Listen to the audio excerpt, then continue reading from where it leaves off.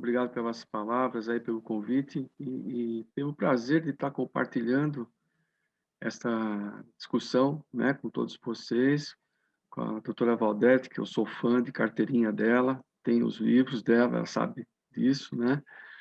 E pena que o judiciário não fosse totalmente igual ao, à forma dela nos trazer a informação, né? Eu vou compartilhar umas telas aqui, porque como é um assunto mais tecnicista, vamos falar assim, acho que fica mais fácil de entender para todo mundo, tá? Então, eu vou pedir aqui para compartilhar.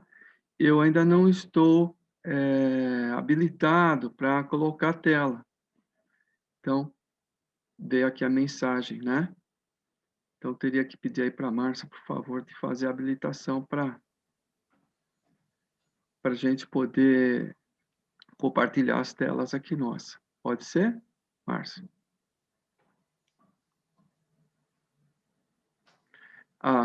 Deixa eu até falar aqui, doutora Valdete, a Dani já estava falando assim, Oi, vamos trazer a Eduardo. senhora para o Rio.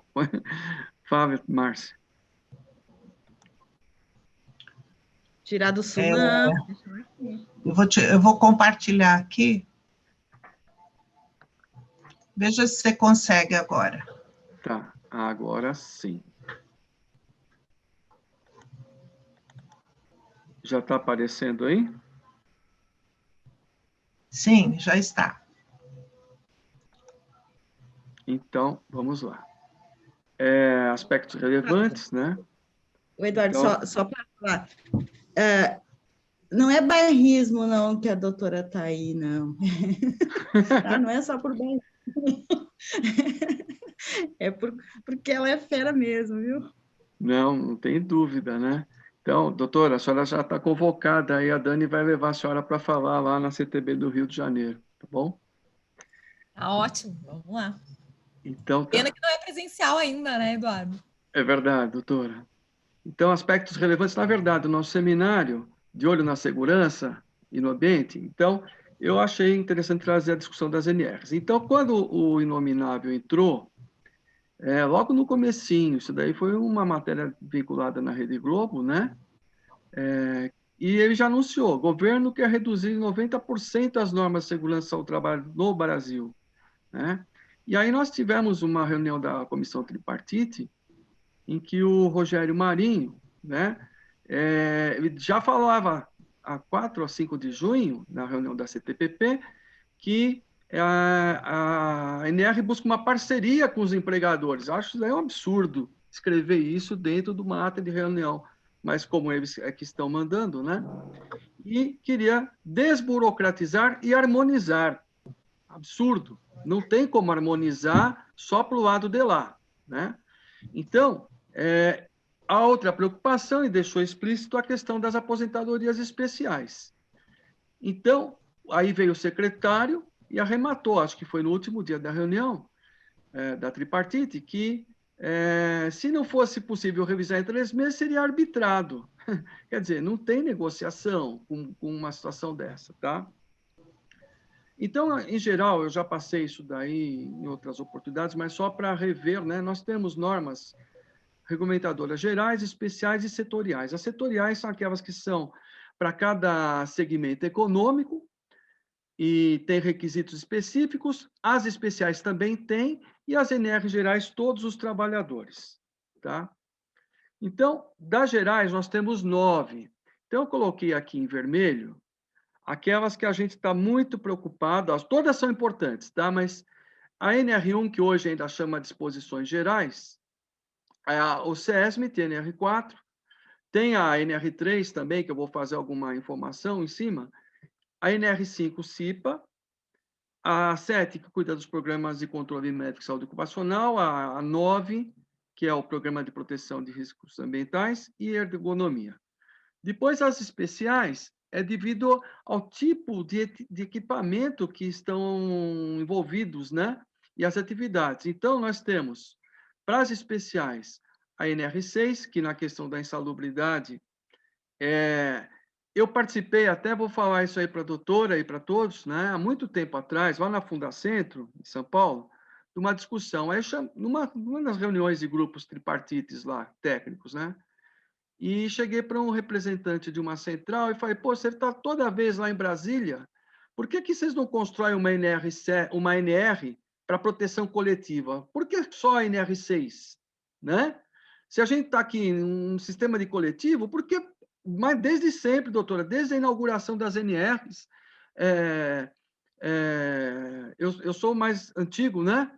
Eu sou daquela geração de engenheiros da Fundacentro, em que era governo militar e precisava uniformizar as regras de segurança do trabalho no Brasil. Então, tinha as regras de segurança em São Paulo, no Rio, Minas, Rio Grande do Sul, aí o governo militar pega a Fundacentro e uniformiza isso. Só que a Fundacentro tinha que formar corpos técnicos, corpos, né, de engenheiros, médicos e supervisores de segurança. Eu sou da terceira turma da FEI aqui em São Bernardo do Campo, né? E naquela época a gente inclusive teve essa formação antes de existir a NR. A NR foi promulgada pela portaria 3.214 de 78 e nós nos formamos em 77, porque o governo não ia ter quadro técnico para aplicar a lei. Então, desde essa época, não teve NR de proteção coletiva. Tá? Foi construída NR para EPI, foi pensada para EPI, mas não para proteção coletiva. Eu só fiz essa observação porque já está na gênese das NRs não ter proteção coletiva. Sabe por quê, professora e companheiros? Porque isso custa caro fazer proteção coletiva. Aqui no centro universitário onde eu dou aula, teve, no comecinho, né? 2013, fizemos uma palestra com um manager, né? Com um especialista em higiene de uma indústria multinacional dos 5 continentes. Aí eu perguntei para ele, como é que é essa história de EPI lá nos Estados Unidos? Ele falou, não, EPI é muito caro. Lá a gente acha melhor a proteção coletiva. Então, eles fazem uma relação custo-benefício e aplicam o dinheiro em proteção coletiva. Então, ficou a minha certeza que EPI é bom para quem vende EPI, tá certo? Para quem industrializa EPI é muito bom, tá certo? Então, desculpa fazer essa transgressão aqui, tá? Então, essas são as especiais, NR6, 8, 10, impressionante, muito importante, gente. 12 máquinas e equipamentos, 13 caldeira e vaso de pressão. Então, estou falando de 10, 12, 13, porque são muitas pessoas acidentadas nessas prescrições, né? Com choque elétrico, com máquina com amputação, caldeira com explosão, vaso de pressão, etc. Temos as especiais também, né? Que mexe com atividades e operações insalubres, atividades e operações perigosas, inflamáveis e combustíveis. Ligamos a 16 com a 20, porque a 20 é que vai definir o que é inflamável, que concede o adicional de periculosidade, e a 15, que mexe com as atividades e operações insalubres, que, embora a doutora tenha razão, eu comungo dessa parte, que é monetizar o risco, mas para quem não tem NR de proteção coletiva, é a única forma da gente tentar forçar, né, a empresa a fazer alguma coisa para não ter que pagar a monetização do risco. Tá? Depois, nós temos também a proteção contra incêndios. Hoje, depois do incêndio da Boate Kiss, aí no Sul, todos os estados, e eu falo aqui por São Paulo, né, fizeram uma revisão das suas instruções técnicas, tornaram mais difícil hoje fazer uma concessão de um alvará de corpo de bombeiros, etc., muito por conta desse acidente que teve aí no Rio Grande do Sul, que foi muito triste, muitos jovens morreram, mais de 200 pessoas, a gente sabe disso, né? Então, trabalho em altura, trabalho confinado, sinalização de segurança. A ANR, inclusive, que a doutora comentou da represa aí de Brumadinho, né? Da barragem, resíduos industriais. A nossa NR25, ela está muito fraquinha, tá? Eu espero que se ela pensar, se for pensada nela, a gente vai ver, ela tem 2 páginas e não fala nada, né? Na parte de rejeitos para indústria nuclear, pega lá as coisas do CENEM, mas não explica nada, né? Não fala nada. Então, a gente teria que expandir um pouco mais a de resíduos industriais, tá? E tem aquelas por segmento econômico. Então, construção civil, mineração, trabalho portuário, aquaviário. E aí destacamos também a NR31, que foi revisada no final do ano passado em desfavor total do trabalhador, tá certo? Inclusive o Instituto Trabalho Digno, que vai ser aqui a nossa referência hoje aqui, o nosso querido engenheiro Cienza, nos deu muito fundamento em cima do que nós vamos falar, fez uma nota técnica em cima da NR31, até sugiro aqui para o coletivo da CTB, da gente fazer uma discussão em cima da NR31, fazer uma CPI em cima dentro dessa NR31. Desculpe, eu estou sendo assim meio, meio agressivo, talvez, mas por quê? Como que fizeram essa norma totalmente desfavor? É voltar a ser trabalho escravo na NR31 do jeito que está feita hoje. E na NR32 também, que vai ser modificada, aí a gente vai ter que tomar cuidado. Temos uma pessoa indicada aqui para trabalhar na CTB, na revisão da NR32, que é uma pessoa que tem especialidade e tal, mas eu estou falando isso porque no final da nossa apresentação eu vou pedir apoio para essas pessoas, tá? Que não estão indicadas, para tentarem embarcar com a gente, tá bom? Então, foi feito eu demorei um pouquinho mais, só fazendo os comentários para as pessoas entenderem quais são as NRs, né? Então, existiu um cronograma no início do ano, e a NR5 e a NR4, a CTB conseguiu segurar a revisão delas, por causa que eles queriam modificar a carga horária. Mas aí eu acho que agora nós vamos ter um problema sério, tá bom? Daqui a pouco eu explico. E aí, na reunião do dia 29 e 30 de junho, essa NR5, a 17, a 19 e 30, entraram em deliberação. Não sei se foi deliberado o que eu vi. Eu espero que não, tá? O que eu li, tá? E a 29 tá para agosto. Por que 5, 17, 19, 30 e 29? Porque foram apresentados algumas análises de impacto regulatório. E aí está esse cronograma. Depois, no final, eu vou fazer um PDF desse material e vou disponibilizar aqui para todos, tá bom? Então, está aí o resumo das NRs, as 9 gerais, as 18 e as 9, mas só que aí eu peguei e estratifiquei, né? Aquelas que a gente está bastante preocupado hoje, tá certo? Que envolve uma grande quantidade de pessoas. Tá? Então, a gente fala assim, que as normas regulamentadoras elas servem para reduzir custos previdenciários, com a saúde, né? Empresariais, inclusive por conta de falta no trabalho, social, em especial para aquelas pessoas que adoeceram, tá certo? E aí eu precisaria fazer uma conceituação aí um pouquinho diferente, só para trazer os nossos companheiros para entender do assunto. Quando a gente fala de higiene do trabalho, seria evitar doenças em médio e longo prazo. Então, eu tenho a perda auditiva por ruído, eu tenho saturnismo, eu tenho silicose. Se eu tiver num ambiente que eu tenho ruído e ainda assim estou respirando substância química ototóxica, a sinergia da energia física ruído mais você respirar substância ototóxica, cai pela metade do tempo a perda auditiva. Então, seria ter perda auditiva em 5 anos, em 2 anos e meio já vai aparecer. Tem estudo científico dizendo isso, não sou eu. Saturnismo é por contaminação por chumbo, silicose por sílica, tá? Então, esses conceitos são ligados à insalubridade do ambiente de trabalho e a segurança seria evitar lesões imediatas, né? Que é aquelas que a gente vê, que a gente testemunha, que essas aqui não aparecem, elas são insidiosas, tá?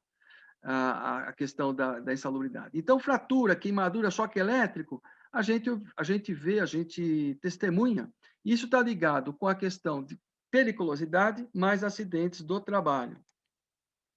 Então, vamos agora, com a ajuda do ITD, Instituto Trabalho Digno, fazer os comentários que conferem para nós a nossa discussão. A NR7 em vigor confere ao médico do trabalho autonomia para conduzir promoção e preservação de saúde, a em vigor. E isso é feito e implantado pelo médico a partir da análise dos riscos à saúde. E aí tem uma discussão, né? Porque os médicos, na situação atual, pensam em promoção, só que acontece o seguinte, vamos definir o que é promoção. Promoção é maior do que prevenção, porque trabalha com outros atores institucionais, tá certo? Então, você traz o Sereste, você traz a vigilância sanitária, você traz outros entes que nos ajudam a fazer a promoção da saúde. A prevenção também é importante, mas prevenção é preparar, chegar antes, de dispor de maneira que evite dano, mal, impedir que isso aconteça. Só o que acontece agora?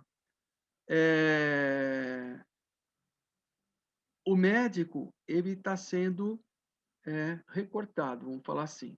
Por quê? Hoje, ele não deve considerar apenas os riscos das abordagens institucionais, mas todos os problemas que são indutores de acidentes. E aí? Então, vamos entender como é que funciona isso. Então, falando da medicina do trabalho, eu tenho um ambiente insalubre, eu tenho uma exposição, um trabalhador doente. Aí, o ambiente de trabalho, tá bom? Esse trabalhador doente vai ter um diagnóstico pelo médico, que vai propor um tratamento, e aí esse trabalhador sadio. Se eu devolvo o trabalhador para o ambiente insalubre, não vai resolver nada, isso é um ciclo vicioso. Então, aí vem a situação da higiene, que é super importante. Então, em vez de eu devolver esse cara para o ambiente insalubre, na verdade, esse ambiente insalubre teria que sofrer um trabalho de reconhecimento do risco, a avaliação competente do risco e as medidas de controle. Então, isso daí é a missão da higiene do trabalho. Então, do lado eu tenho a higiene, do outro lado eu tenho a medicina, e aí o ambiente insalubre eu devolvo o trabalhador para o ambiente insalubre. Tá bem? Muito bem. Então, olha só a nova, colocando entre aspas, a nova NR7, que está gestada aí por esse desgoverno. Não há autonomia para a elaboração do PCMSO. Por quê? Descrito no item 7.1, que está lá dentro do site da Secretaria do Trabalho, estabelece uma dependência entre as ações de vigilância e monitoramento. Há aquilo que eles chamam de avaliação de riscos do PGR, Programa de Gerenciamento de Riscos. Tá certo? Nós vamos chegar nele já já. Então, olha que legal. Aparece entre a higiene e a medicina do trabalho um PGR, que foi embarcado na NR1. Tá? E a NR1, ela como diz o engenheiro Cieza, ela é central, né? Aqui, só para ter uma base, por exemplo, hoje, como funciona hoje? O PPRA identifica os riscos, né? O PCMSO, junto com essa identificação de riscos, determina os exames, aí saem os atestados de saúde ocupacional. Existe muita discussão, muita polêmica em cima disso, tá? Mas é dessa forma que funciona. Mas o PGR, que foi embutido nessa nova visão do governo, nova para atrasar a gente, não se fosse para impulsionar a gente, né? É um programa de gerenciamento de riscos. Então, olha só, o PCMSO deve ser elaborado considerando os riscos ocupacionais identificados e classificados pelo PGR. E aí a pergunta, né, a provocação para reflexão que o ITD nos coloca. E se não houver classificação dos riscos? Ou se essa classificação dos riscos estiver errada? Bom, então, acorrentou, né?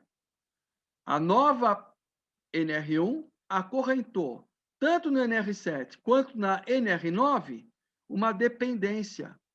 Então, nós vamos colocar os riscos debaixo do tapete. Nós não. Quem for fazer o PGR, tá? De minha parte, eu falo assim, eu não tenho muita paciência com essa história, tá? Eu queria falar sinceramente muito o que eu penso, porque a gente trabalha para a Justiça do Trabalho, né? Desde 98, como perito, e eu acho que a Justiça do Trabalho, mesmo com a fala que a doutora falou, a Justiça do Trabalho hoje ela está muito boazinha, tá? É verdade. Aqui, TRT 15, doutora, acho que ela ficou especialista em fazer acordo, tá? aqui em Campinas, tá certo? E então, a gente como perito, eu sempre tive essa visão de ver que as empresas sempre produziram muito sofrimento para as pessoas, né? Com contaminações, com risco químico, com risco físico.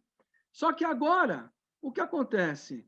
Como que é a transição dos programas que existem, né? Principalmente a NR9, eu não posso pegar e falar, ele dura 20 anos, agora não vai durar mais 20 anos. Como é que é essa transição para o PGR?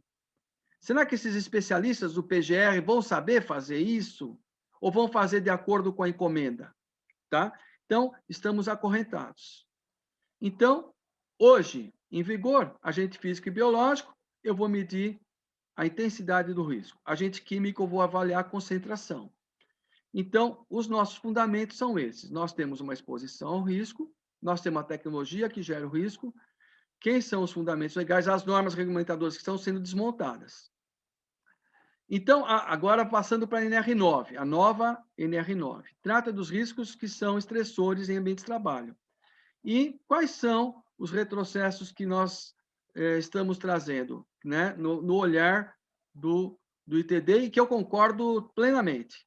A redução do enforcement. O que é isso? É um conjunto de instrumentos, é uma expressão na língua inglesa, na próxima tela a gente até mostra aqui, as cartas de intenção, as leis do trabalho serão cartas de intenção, porque eu não vou mais, do jeito que está sendo desenhada a revisão das NRs, e a CTB participa, tanto na tripartite quanto nos grupos técnicos, em alguns grupos técnicos, auditores fiscais, procuradores de trabalho, profissionais de vigilância não vão poder agir. Então, coloquei aqui até a tradução do que é o enforcement. Agências de aplicação de lei ou funcionários que são responsáveis por pegar pessoas que infringem a lei. Então, se hoje as empresas, vamos falar assim, estão desobedecendo a legislação, mesmo que ela não seja a melhor legislação, a que a gente tem, as NRs, elas vão estar mais livres, né? Porque os funcionários que têm poder de polícia, os auditores fiscais, Ministério Público, todos nós, vigilância sanitária, que tem influência do governo municipal de plantão, todos serão afetados, tá? Então, a gente fala assim, olha, o poder público, no Brasil a gente tem 3 agentes principais aí, além dos sindicatos, que a gente está formando o movimento aqui, né? Nós temos o Ministério do Trabalho, que foi extinto, né? E agora hoje é uma secretaria. O Ministério Público do Trabalho, graças a Deus que a gente ainda tem o Ministério Público do Trabalho, que ainda tenta nos ajudar, graças a Deus. E nós temos também algumas entidades da sociedade civil e a Justiça do Trabalho, que eu considero muito importante, né? Ela pode hoje estar muito sendo atingida pelo momento, né? O momento social que o Brasil passa, mas nós temos juízes muito bons ainda. A doutora sabe que nós temos muitos bons juízes também, tá? Então, quando eles mandam fazer, tem que ser, não é negociação, né? Tem que fazer, tá? Então, os auditores fiscais, eles são uma profissão que tem lei específica, tem regulamento de inspeção do trabalho que fala como eles têm que agir, né? E o novo texto da NR1, eu estou falando isso porque a NR1 engessa a ação dos auditores fiscais, né? E engessar a ação dos auditores fiscais vai nos trazer um problemão, porque vai ter muito mais gente adoecendo. E como é que eles fizeram esse engessamento? Através de uma matriz de decisão que foi formulada pelos empregadores e os seus assessores.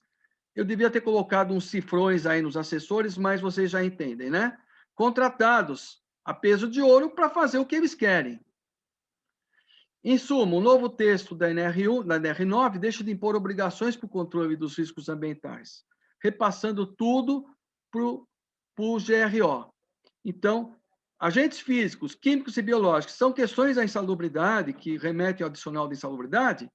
Hoje, os advogados, eles têm que ter muita força de argumento para poder mover uma ação por um adicional de risco, né? Está previsto na Constituição, tá certo?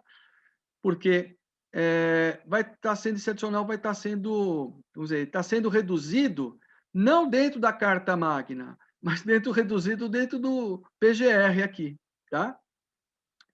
Então, qual que foi o ardil, né? Isso eu concordo também com o ITD. Obrigação dos empregadores tem um ardil. É exigível fazer o controle de risco? Sim, mas somente se condicionado ao PGR-GRO, se isso aparecer a necessidade dele. Tá? Até aqui o dicionário do que significa o ardil. Então... 5 minutos, Eduardo. Tudo bem. Então, ixi, vou correr para caramba, tá? Então, todas as tomadas de decisões, obrigado, viu, Márcio? Todas essas decisões vão ser contrárias à ação do Estado. E se não houver critérios para isso, vai ter mais exposição, mais gente doente, mais acidente. Tá certo? Inclusive, já está disponível na internet essas matrizes, né? De gente vendendo o curso de PGR, tá certo? Então, com ausência de critério, com ausência de fiscalização, até aqui, ó, coloquei ontem, na hora que estava fechando aqui a nossa apresentação, isso aqui peguei ontem na internet, gerenciamento de riscos vendido na internet. A norma nem está valendo e os caras já estão vendendo, tá? Na internet. Então, aqui, chegamos na reunião do dia 29, risco psicossocial, tá?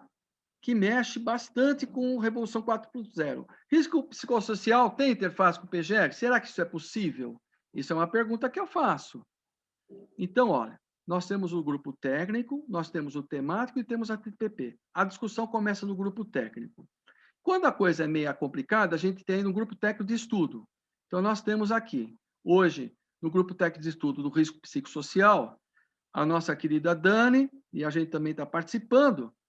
E o que acontece? A minha pergunta de novo: risco psicossocial tem interface com o PGR? Será que isso é possível? É possível, sim. Por quê? Dentro da bancada dos trabalhadores, tem assessor que vende PGR, que vende Programa de Gerenciamento de Risco na internet. Eu não sei como isso acontece, mas não me cabe na cabeça, tá? Dentro da bancada de trabalhadores, a não ser que ele seja um doutor honoris causa do assunto, né? Tá? Mas tem dentro da bancada gente que defende o PGR. Então, isso aconteceu, né? Eu já falei disso em outras ocasiões. Teve a nossa discussão no grupo técnico, que eles queriam mudar para 8, 12, 16 e 20 horas capacitação para cipeiros. Nós não concordamos, colocamos a limpo isso daí, inclusive mostrei estatísticas de acidentes em quinais que são de grau de risco 2, que mexe com bancos e outros bancos comerciais, bancos múltiplos, e aí não tinha consenso. Mandei isso, 20 horas. E o que aconteceu? Na reunião do dia 29 e 30 de junho, deliberado, não sei se está batido o martelo, porque eu não participo da CTPP, 8 horas para grau de risco 1, 12 para grau de risco 2, 16 horas para treinar cipeiro, 20 horas para grau de risco 4. Quer dizer, só grau de risco 4 merece ser treinado? E a CTB? A CTB foi passada para trás na CTPP. Por quê? A gente definiu aqui no grupo técnico de trabalho que não aceitava. Agora, o que aconteceu lá em cima eu não sei, tá? Embargo de interdição, norma super importante.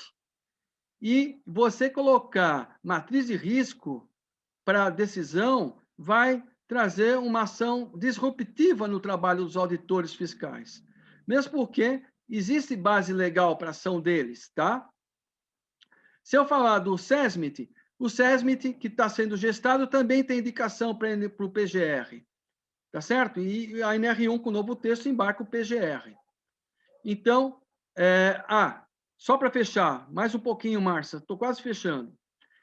Foi também avaliado dia 29 e 30 de junho as análises de impacto regulatório, que foram feitas de encomenda pelo Ministério da Economia, para a NR5, para 17, para explosivos, para 30 e para 37, que mexe com plataforma. Eu peguei e fiz uma breve inserção, olha, a conclusão de cada uma dessas áreas, né, da NR5, NR17, 19, 30, 37, é a mesma conclusão, só muda um pedacinho ali, ó, revisar a revisão, atualizando o atual contexto, para conflitos normativos e segurança jurídica, né? NR5, 17 é igual, 19 é igual, 30 é igual, 37 é igual. E eu só peguei um item aqui para mostrar, porque não tinha tempo para mostrar tudo. Está aqui, novo nome da NR1, que está embarcado, que era para ser no dia 9 de março de 2020, e agora eu espero que a gente consiga, com a ajuda do Ministério Público, impedir que a NR1 entre em ação. Aliás, a gente tinha que impedir também a discussão de norma, isso eu já falei para o nosso presidente, discussão de NRs via remota, porque a gente não tem condição de discutir com esses camaradas via remota, tá? Hoje nós temos 8 inscrições, estamos ausentes em 11 inscrições. Mesmo isso teria que ser presencial, tá? Porque participar remoto, a gente vai estar referendando coisas que vai aprofundar o nosso problema. Nós estamos ausentes nessas aí, que estão descritas aqui, depois a Eugênia vai falar aí com o Assis deve estar angustiado com isso, tá? Estamos aí em algumas, eu estou aqui como assessor em 2 ou 3 delas, tá? E riscos sociais, nós temos que fazer a correção da Dani, que está como assessoria, e ela não é assessora, ela é diretora da CTB, né? Riscos sociais têm efeito com riscos ergonômicos, na indústria 4.0, e isso daí merecia também mais uma outra discussão em cima disso, tá? Porque nós vamos estar sendo pautados pelos algoritmos, doutora Valdete. Algoritmos vão mandar na gente, a parte cognitiva vai ficar super afetada aí, tá?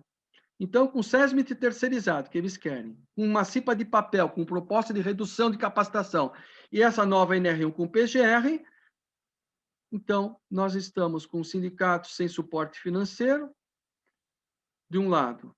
Revisão das NRs para o sistema remoto, que eu acho que não deveria existir, nesse momento, para fazer passar boiada? Não. Estão fazendo passar boiada nas nossas NRs. Os auditores fiscais, os valorosos auditores fiscais, que ainda lutam pela saúde do trabalhador, e são o mínimo hoje, acho que muitos aderiram ao governo de plantão, né? O MPT, ainda bem que nós temos do nosso lado. Então, essa aqui é a minha fala, desculpe se falei demais, tá bom?